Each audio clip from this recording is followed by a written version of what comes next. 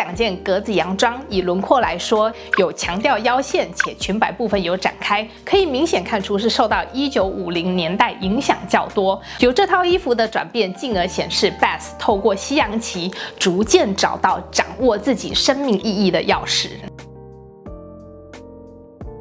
大家好，我是 Sylvia， 欢迎来到时尚左脑，一起让左脑充满时尚元素。今天很私心的跟着 Netflix 迷你影集《后翼弃兵》来走入 Sylvia 真的很喜欢的1960年代复古氛围。影片的最后要用 Queen's Gambit 的高腰圆裙轮廓为基础，用最简单实用的小配件打造不同的造型，所以记得看到最后哦。谈起后翼弃兵，不得不提女主角 Anya Taylor-Joy， 因为本剧获得了2021年迷你影集与电视电影最佳女主角的金球奖项，近年更成为 Dior 的美妆代言人。其实 Sylvia 在2016年由奈莎马兰执导，她和 James McAvoy 合作的电影《分裂》就已经被她迷人的眼神与超强的演技给折服了。这是一位天赋异禀的西洋棋棋手 Elizabeth Harmon，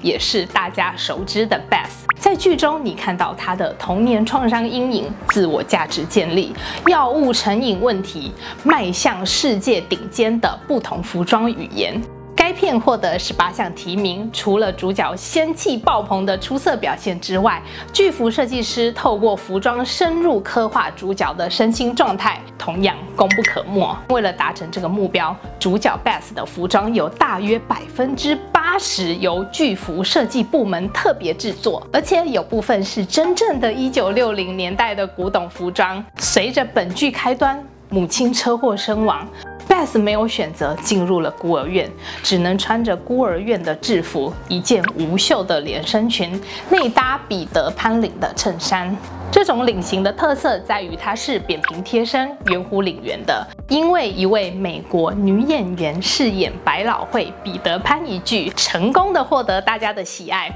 剧中彼得潘所使用的这款领子，迅速成为美国、英国时尚界的流行设计，并且影响着全世界，因而被称为彼得潘领。随着年代的演变，现在我们以不同的尺寸、大小及搭配方式。可以有绣花珠饰，可以是固定的，也能有可拆卸的，为我们表达出了彼得潘圆领的多变特质。回归剧中，当时这样子的装扮是相当普遍的制服款式。时间推进到1963年 ，Beth 第一次在西洋棋赛中取得胜利，她以赢得的奖金首次有机会挑选自己想穿的衣服。她选择了和养母到百货公司时所看到展示人台身上的衣服。由这套衣服的转变，进而显示 Beth 透过西洋棋逐渐找到掌握自己生命意义的钥匙。这两件格子洋装，以轮廓来说，有强调腰线且裙摆部分有展开，可以明显看出是受到1950年代影响较多。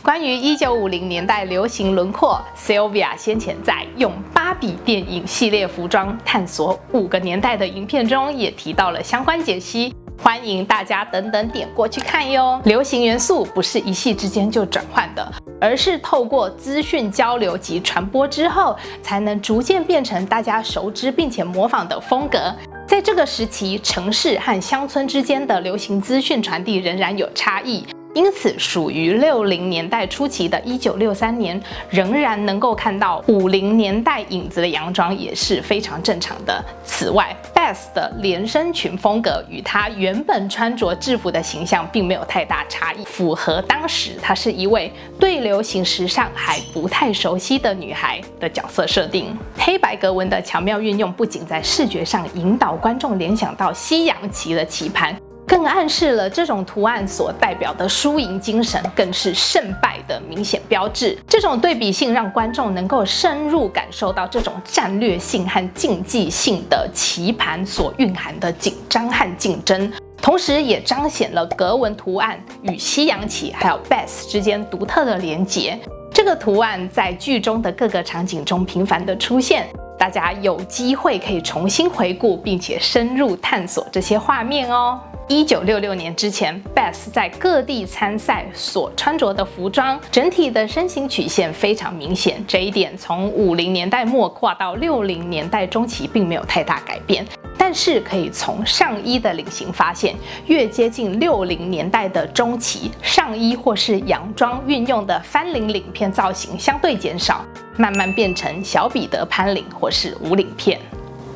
接着Beth 来到了时尚之都巴黎，时间为1967年。随着60年代 Twiggy 的风潮出现 ，Beth 的服装有了较大的变化。因为讯息量很大，所以 Sylvia 想把它分出下一集影片，在整体的概念上会解释得更加完整哦。今天左脑时间 ，Sylvia 要来一个有趣的挑战，就是用 Sylvia 自己观察到的时尚重点，将这些精神简约化，运用日常可行的穿搭方式。以 Queen's Gambit 的高腰圆裙轮廓为基础，使用同一条圆裙打造出多种不同的造型。因为婚后环境和身份有着大改变，不像以前工作的时候可以出差伦敦、巴黎等等。随着育儿日常的生活形态，逐渐感受到平日关注的时装秀和巴黎街拍穿搭与目前的生活有一些遥远，所以希望能够透过一裙多穿的穿搭方式，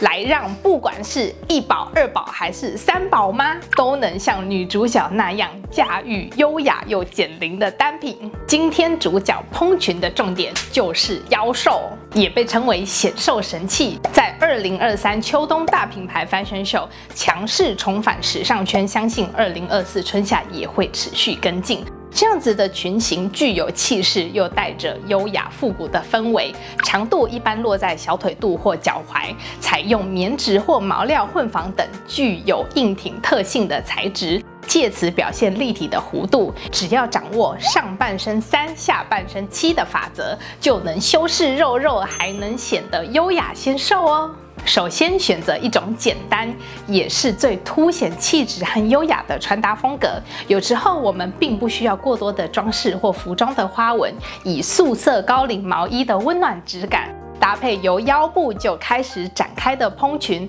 重点是记得前面的腰线位置要露出来，可以选择把毛衣稍微往内折，这样有助于显瘦以及增加身高感。对于身形娇小的女孩，可以大胆选择鲜艳的色彩，以放大视觉效果，优化身形比例和强调视觉的身高感。如果已经拥有身高的优势，则建议以同色系为主，甚至可以全身同色。因为毛衣的织纹质感和裙子面料的差异，即使都是黑色，也能在视觉上呈现不同的效果，使整体的搭配更加高雅有深度。接着使用同一条裙子打造第2种造型。这样的裙子搭上衬衫，不管是一般白衬衫或是牛仔衬衫都不会出错。不管是正式场合或是下班后和闺蜜的小约会，都会非常的适合。Sylvia 在这里分享一个小秘诀，只需要加入一样小配件，就可以让整体造型升级。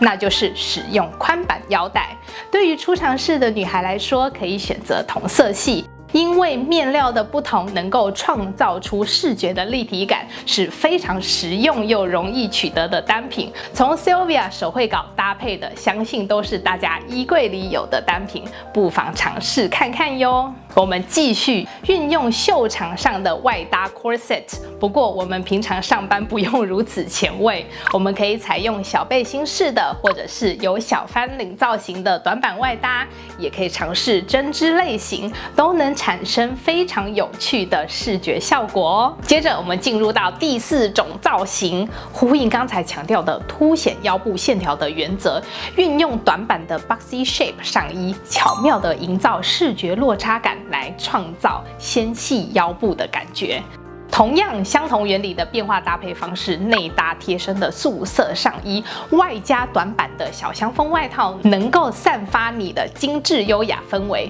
若是加上短版的皮质外套，则能在柔美气息中注入一丝的帅气性格。相相信透过今天的介绍，大家在搭配波浪圆裙的时候，可以有更多的灵感了。如果你喜欢我的影片，请按下订阅，别忘了开启小铃铛。每份订阅对我来说都是一个提供我创作的重要机会。我会持续发布更多用有趣方式介绍服装相关小知识的影片，还有记得按赞、留言、加分享。谢谢你的收看，我们下次见，拜拜。